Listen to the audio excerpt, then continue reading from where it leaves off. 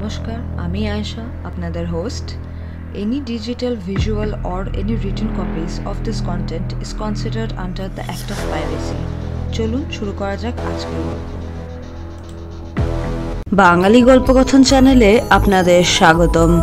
আজকের গল্প রবীন্দ্রনাথ ঠাকুরের লেখা মণিহারা, পর্ব 6। আমাদের ফণিভূষণকে ফণিভূষণের স্ত্রী ঠিক বুঝিত না।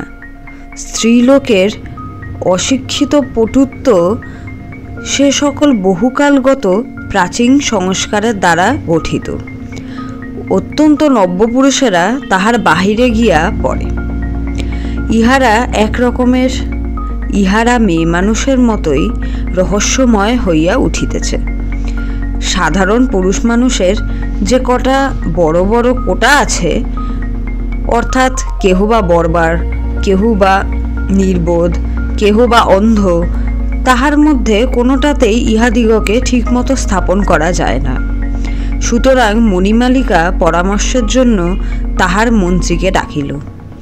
গ্রাম সম্পর্কে অথবা দুঃসম্পর্কের মণিমালিকার এক ভাই ফণিভূষণের কুঠিতে গোমস্তার অধীনে কাজ করিত।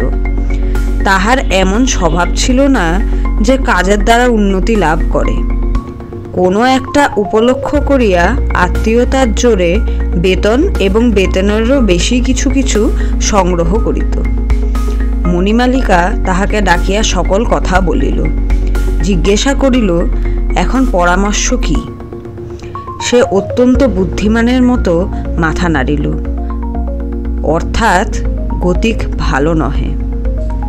বুদ্ধিমানেরা কখনোই গতিক ভালো দেখে না।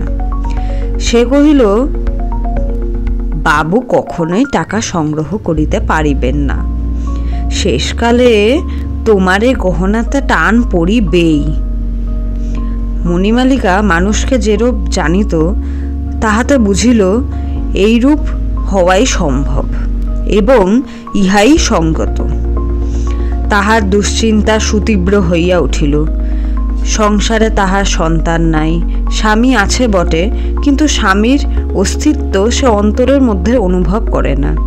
অতএব যাহা তাহার একমাত্র যত্নের ধন, যাহা তাহার ছেলের মতো ক্রমে ক্রমে বৎসরে বৎসরে বাড়িয়া উঠিতেছে, যাহা রূপক মাত্র নহে, যাহা প্রকৃতই সোনা, যাহা মানিক, যাহা বক্ষের মধ্যে, যাহা কণ্ঠের, যাহা মাথার, সেই অনেক দিনের অনেক সাধের সামগ্রী এক মুহূর্তেই ব্যবসায়ের অতল স্পর্শ করের মধ্যে নিক্ষিপ্ত হইবে, ইহা কল্পনা করিয়া তাহার সর্বশরীর হিম হইয়া আসিল।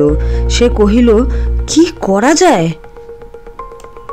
আজকের মতন গল্পের গাড়ি এখানেই থামলো। Please do not forget to like, share and subscribing on to Bangali Golpokothon channel. Thanks for tuning in.